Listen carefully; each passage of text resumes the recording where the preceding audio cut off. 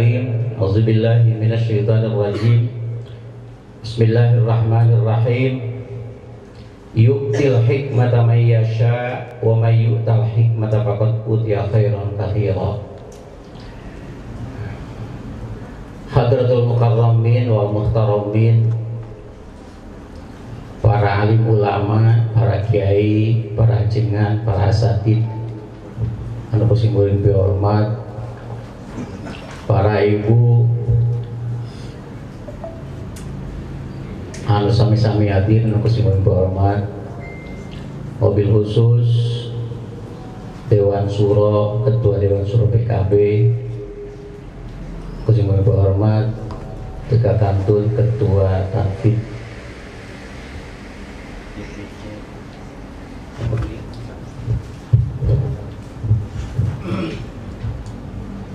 DPC PKB anu sing hormat, mobil khusus Pangersa Habib sesepuh anu sing hormat, para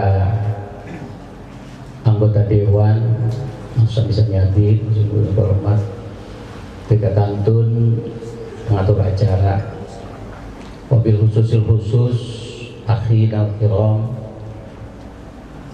sahabat singkuring kersana ajengan di Tisom menambah hadir.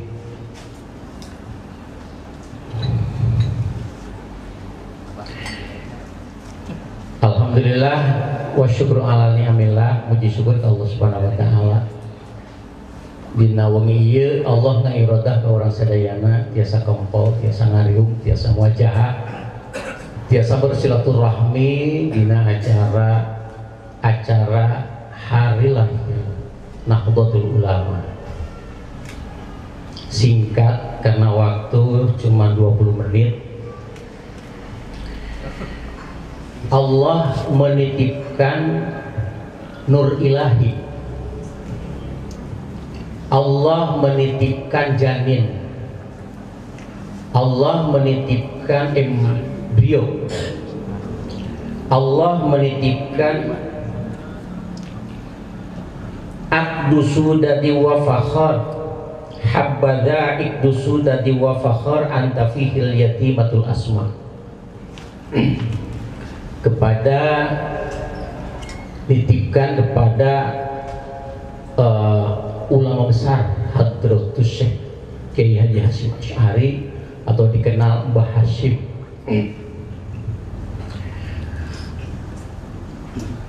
Janin ini, embrio ini sebenarnya lama sekali di benak pikiran Mbah Hasyim. Dikawal dengan ayat-ayat Al-Quran, dikawal dengan hizib, dikawal dengan doa, dikawal dengan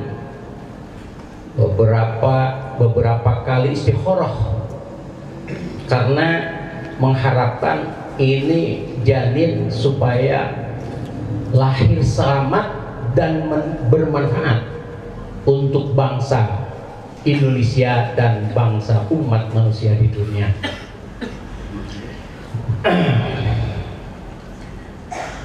Hadirin anu kusing hormat, ketika lahir NU, umat manusia hakikatnya itu sudah bergembira sekali ketika lahir NU. Itu karena apa? Wa tabasyarat uhusul masyariqi wal magharibi wa dawabuhal bahriyah. Jadi jangankan kita umat manusia hakikatnya bergembira ketika lahirnya NU, bahkan wa tabasyarat uhusul masyariqi, binatang-binatang buas pun sudah merasa gembira. Itu hakikatnya. Wadawabuhal bahriyah, lauk-lauk, ikan-ikan yang ada di air, di laut, semua bergembira karena lahirnya NU. Alhamdulillah kita selaku umat Islam di Kabupaten Cianjur, khususnya di Indonesia umumnya, kita sangat bergembira ketika pada hari ini lahirnya NU. Bahkan bukan hanya manusia yang merasa gembira dengan kelahirannya NU, wahtasatil awalimu minas sururi kak yahumayyah, kak sakumayyah, merasa gembira semua awalim. Awalim itu jamaknya dari alam, dijamakan jadi awalim. Awalim itu yaitu anwa'ul makhluqat, itu semua makhluk merasa gembira dengan lahirnya Nahdlatul Ulama. Ketika lahir Nahdlatul Ulama ini, wa dhaharu inda wiladatihi khawarikun wa gharaibun ghaibiyah. Ketika lahir Nahdlatul Ulama itu khawarikun, banyak khawarik. Khawarik itu di luar kemampuan manusia, di luar adat. Itu ketika lahir sudah dohir, sudah timbul wa gharaibun, gharaib, sesuatu yang aneh. Gitu. Ghaibiyah, ghaibiyah itu khafiyatun anil uqul, yaitu tidak logis. Ketika lahir NU, coba kita pelajari sejarah kita pelajari sebelum saya mengutarakan tentang ilmu tasawuf yang berhubungan dengan NU. Kita harus bergembira ketika NU sudah berusia 19 tahun, dari tahun 1926 sampai 1945 usia NU itu baru 19 tahun atau 20 lah, 20 tahun. Sudah kelihatan khawariknya di luar adat, di luar kemampuan manusia, sehingga kuat NU itu, jaya NU itu, pinter NU teh, NU teh gagah deh, ya. Itu kan syajaah, gagah NU teh, sehingga sekutu kumpulan dari beberapa kelompok tentara dari dunia datang ke Indonesia, habis dilalap oleh NU dan pendukung-pendukung NU. Nah, setelah itu datang lagi PKI, habis berhadapan dengan NU. Datang lagi DI yang berseberangan pemikirannya dengan NU, habis. Tuh. Makanya NU itu jangan coba-coba ulah cobi-cobi ke NU mah, gitu. Ulah cobi-cobi ke NU mah, gitu. Ada khawarik wa gharaib. Gharaib suatu keanehan. Datang lagi berhadapan dengan NU, apa? HTI. Habis nggak HTI? Habis. Sallu alaihi. Is that kan? Is that? Ecek lagi kemarin. Mungkin semuanya sudah pada tahu. Habis lagi. Itu kan?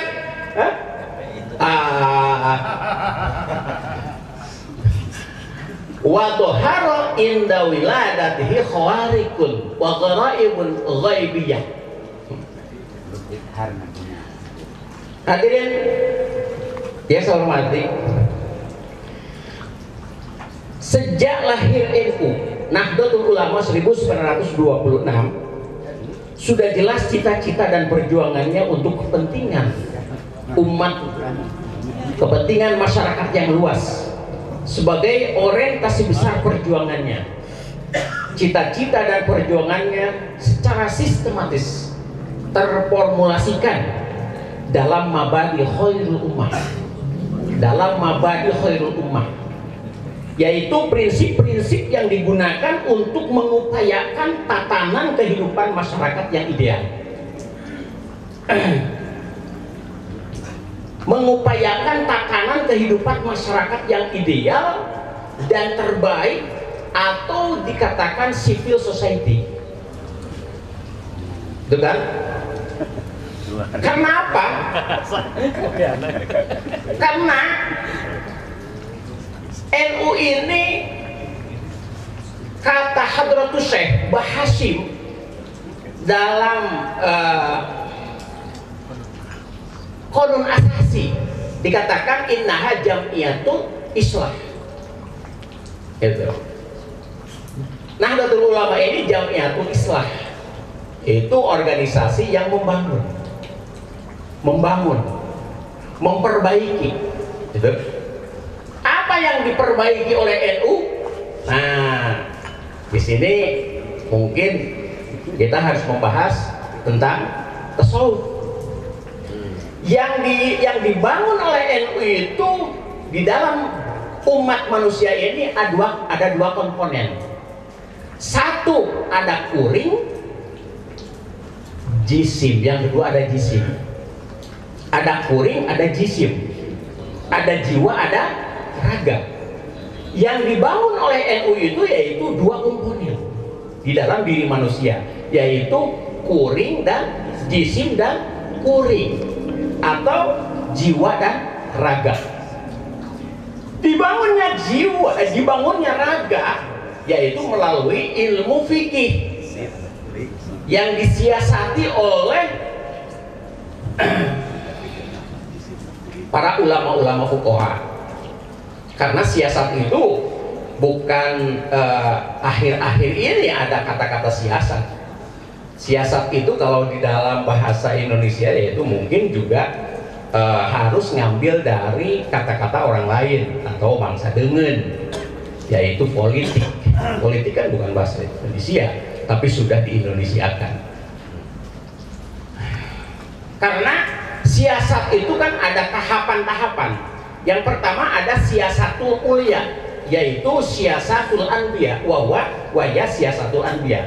Itu siasat yang paling tinggi, mensiasati zahir dan mensiasati batin, mensiasati kuring dan mensiasati jisim, mensiasati jiwa dan mensiasati raga. Itu paling tinggi siasatul anbiya, mensiasati jisim dan mensiasati kuring. Karena di dalam bila itu ada jisim, ada kuring. Mana kuring? Nah, Imam Ghazali mengatakan kuring itu ruh, kolbu, nafsu, akal.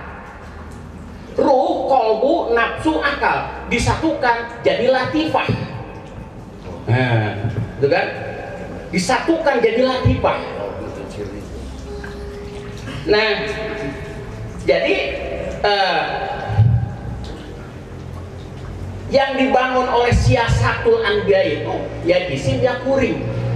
Jadi kalau kita itu tidak akan mampu mensiasati jisim, mensiasati kuring. Nah, karena kita lemah, bukan seorang nabi, maka dipasrahkan untuk siasatul jisim kepada pemerintah. Siasatul jisim, siasatul raga dipasrahkan kepada pemerintah. Maka di sana ada siasatul sultan. Nah, untuk mensiasati raga ini dipasrahkan kepada pemerintah. Maka NU akhir-akhir ini, kata Hadratus Syekh kan, qad du'ufat ruhud diniyah fil alami siasatil Indonesia.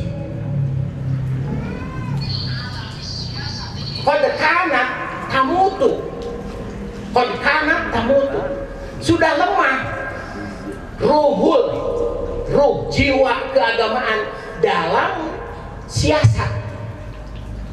Nah, maka NU, ulama-ulama sebagian NU mendirikan partai PKB. Karena negara itu tidak bisa diurus bukan oleh politik. Hadirin yang saya hormati, kita kembali. Jadi mensiasati jisim ini harus dengan ilmu fikih. Jadi siasat itu ada siasatul anbiya, ada siasatul sultan, ada siasatul ulama, dan ada siasatul mu'ad. Kalau siasatul ulama itu mensiasati orang-orang tertentu, tidak bisa secara umum disiasati oleh ulama. Untuk mensiasati umum yaitu siasatul mu'ad atau para mubalik. Di sini kan banyak para mubalik, ada ulama dan ada mubalik. Setiap ulama itu pasti mubalik, tapi tidak setiap mubalik ulama. Nah itu. Hadirin anu kusimbulin hormat, apabila di dalam sebuah kata-kata ulama, wa idza akhadal insan haddan wafiran minal fikhi yajibu Allah yaktasira alal fikhi walakin yaduru fi ilmi zuhdi. Apabila seseorang sudah lengkap ilmu fikihnya, ilmu fikihnya sudah lengkap dari A sampai Z, maka kalau seandainya kita sudah lengkap ilmu fikihnya dari A sampai Z, jangan di sana terus. Ulah di dinya wae, ulah dina fikih wae. Itu. Ieu mah fikih we, urusan sholat, urusan puasa, urusan muamalah, fikih we di. Walakin yanduru fi ilmi zuhdi, tetapi harus naik ke tingkat ilmu zuhud. Wal muradu bi ilmi zuhdi at-tasawuf. Yang dimaksud dengan ilmu zuhud itu ilmu tasawuf. Ilmu fikih itu hanya tahap sah. Kalau ilmu tasawuf sudah tahapnya qabul. Setelah qabul nanti ada usul. Jadi kita itu ada tahapan. Yang pertama kita sah, yang kedua kita qabul, yang ketiga kita usul. Analoginya seperti dulu saya diundang sama Bapak Presiden. Bapak Presiden Jokowi saya diundang. Ada surat undangan, baru itu sah. Ada surat undangan. Setelah datang ke istana, diterima oleh panitia di sana, itu baru qabul. Baru qabul. Setelah qabul, nanti bisa jadi wusul. Ada pertemuan dengan Bapak Presiden. Nah, jadi ada apa? Ada sah, ada qabul, ada wusul. Wal muradu di ilmi zuhdi atau tasawuf. Yang dimaksud dengan ilmu zuhud itu ilmu tasawuf. Apa ilmu tasawuf? Ilmu tasawuf itu ilmun yu'rafu bihi ahwalul qulub minad dami mati wal hamidati. Yaitu ilmu untuk mengetahui sifat hati. Hati itu baik atau hati itu jelek, itu bisa diketahui dengan tasawuf. Maka tadi ada jiwa, ada raga. Jiwa ini kuring. Nah, jiwa teh kuring. Kuring teh biasa disiasatina ku ilmu tasawuf. Ya, ku ilmu tasawuf. Mana kuring teh? Nu tadi teh ya. Ruh, kolbu, nafsu, akal disatukan jadi latifah. Imam Ghazali mengatakan huwa ida arrofal insan arrofa nafsahu waman arrofa nafsahu kakon arrofa robbahu. Huwa alladhi ida jahilahul insan jahila nafsahu waman jahila nafsahu kakon jahila robbahu. Itu untuk mengetahui, mengenal Allah, makrifat kepada Allah.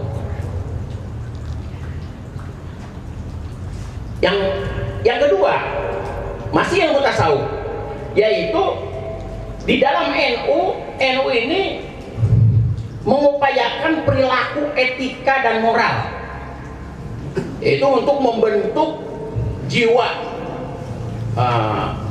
mensiasati kuring teh, mengupayakan perilaku etika dan moral yang bercirikan itu tawasud, tawazun, tasamu dan iktidal. Maka di dalam NU ini orang yang ber-NU itu harus tawasud, atau orang yang masuk di NU itu harus diperjuangkan sifat tawasud.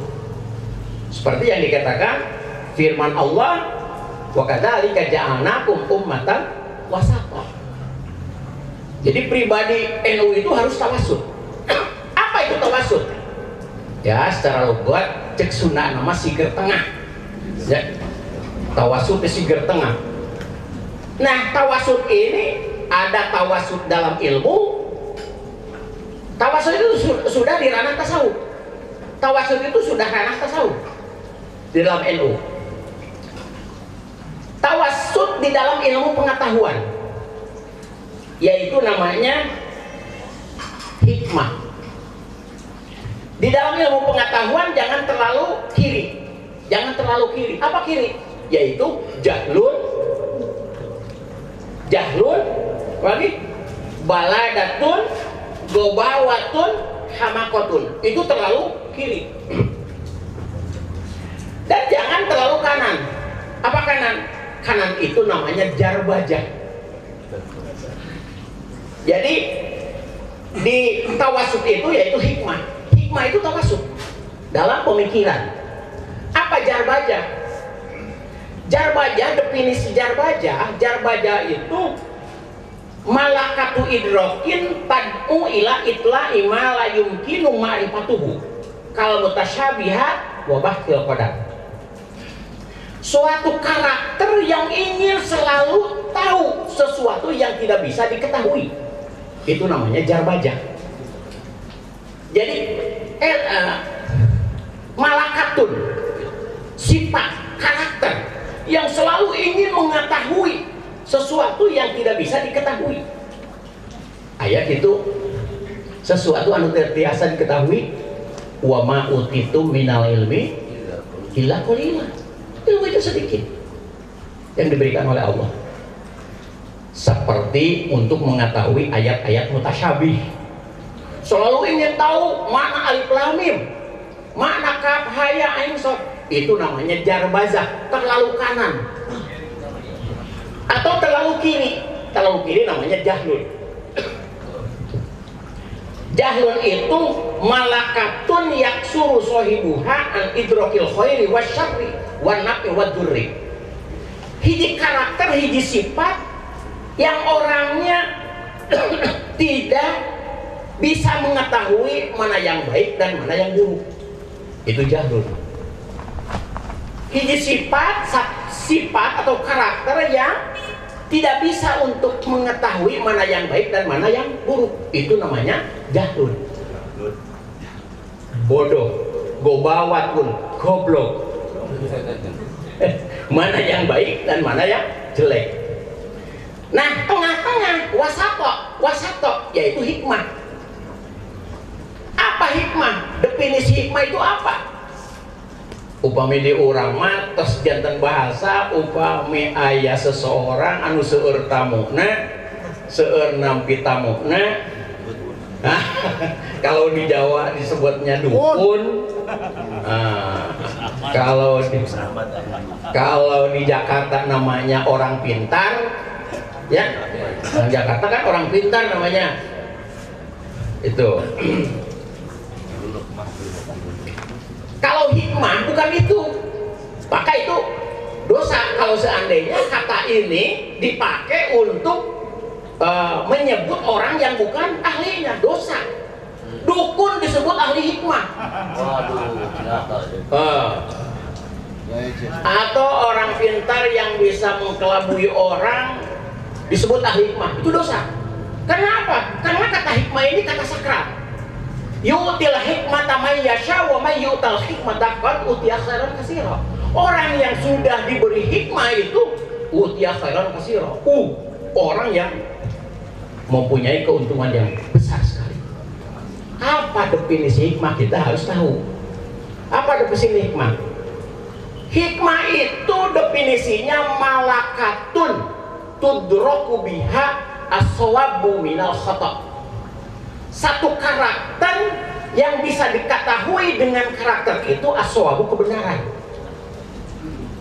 Walaupun orang itu tidak latar belakang pendidikan, tidak pernah SD, tidak pernah SMP, tidak pernah perguruan tinggi, kalau seandainya Allah memberikan hikmah, maka tekad, ucap, dan lampahnya itu benar.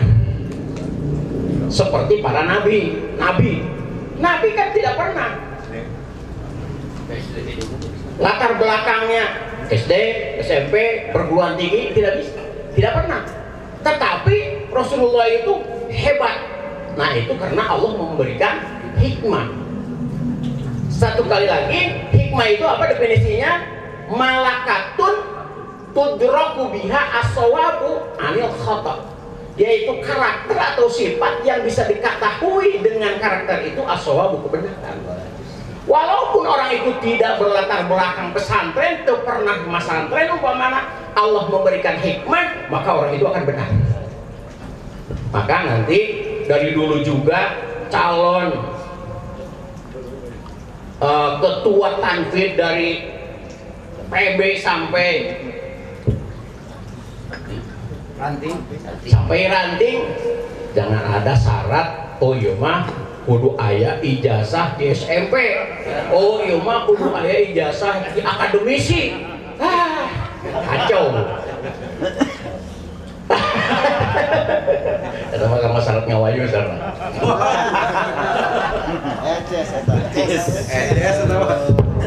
Sesuai.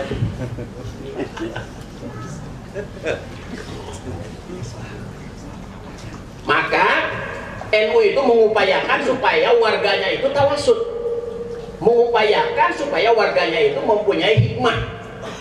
Itu.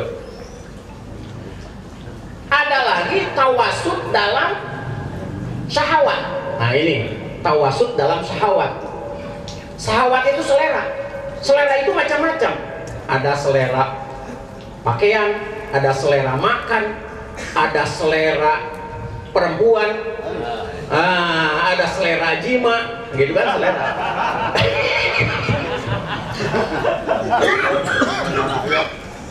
Nah, tawasud dalam syahwat itu namanya iffah.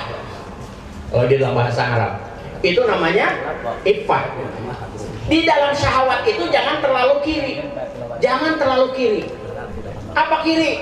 Yaitu syarhu, rakus. Tidak memandang haram, tidak memandang halal, rek pemajikan batu, rek pemajikan sahawai, oh penting. Gitu ya. Jangan terlalu itu jangan terlalu kiri-kiri, itu namanya khumud. Khumud itu nuksonul quwwah asyahwiyah. Jadi tidak ada gairah.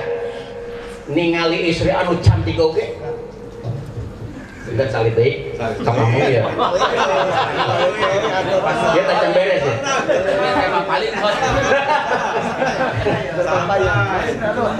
Ya. Jadi pertengahan itu tawasud itu namanya iffah. Jangan terlalu kiri. Apa kiri namanya? Khumud. Tidak ada selera terhadap perempuan. Jangan terlalu kanan. Syarhu namanya rakus. Iffah harus iffah. Ini iffah itu, arti iffah itu malakatun biha yubashirul mustahiyat ala wifqi syar'i wal muru'ah.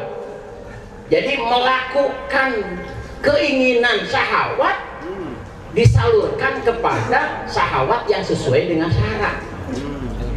Bojo itu tercukup hiji dua, tercukup dua tilu, itu bagaimana kebutuhan.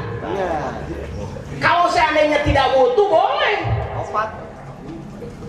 Kalau seandainya tidak butuh perempuan boleh, karena di dalam ihya itu ada targhib anhu dan ayat targhib fi. Nah itu bagaimana kebutuhan. Hadirin yang saya hormati, Ini tidak bisa orang untuk menjadi jiwa tawassut kalau seandainya tidak ada syarat. Orang yang ingin bertawassut dalam perilaku itu syaratnya ada dua. Satu, sofa udihni. Arti sofa udihni itu yaitu judatul zakat, benar-benar cerdas. Tidak mungkin orang bisa tawassut kalau tidak cerdas. Bukan? Tidak mungkin. Karena wakadzalika ja'alnakum ummatan wasata, ini harus diperjuangkan. Ada syarat, harus pintar, harus cerdas. Yang kedua syaratnya yaitu judatul fahmi, sihhatul intiqal minal malzum ilal lazim, yaitu pinter nyimpulkeun makna malzum kana makna lazim, tina makna malzum kana makna lazim. Seperti mana? Tadi kan dikatakan Hadratus Syekh mengatakan innaha jam'iyatul islah. Apa lazimnya? Itu kan malzum. Apa lazimnya? La yakhruju ala sultan biswab. Teu menang demo. Itu teh. Terus ya, pemirsa? Innaha jam'iyatul islah. Dengan kata malzum innaha jam'iyatul islah, maka lazimnya la yakhruju ala sultan bisayf. Kalau seandainya orang masih ikut 212, ikut demo, maka itu belum sempurna dari NU-nya. Aya nu gitu-gitu. Seueur. Hadirin, hadirat kaum muslimin wal muslimat, mungkin ini waktu dibatas. Sebenarnya dikira dari rumah dikinten ti bumi teh simpuring pasihan waktu 1 jam. Gitu. Tapi sudah kalam. Udah kalah. Timbul pertanyaan. Itulah mungkin yang dapat saya sampaikan. Wallahul muwaffiq ila aqwamit thoriq. Assalamualaikum warahmatullahi wabarakatuh.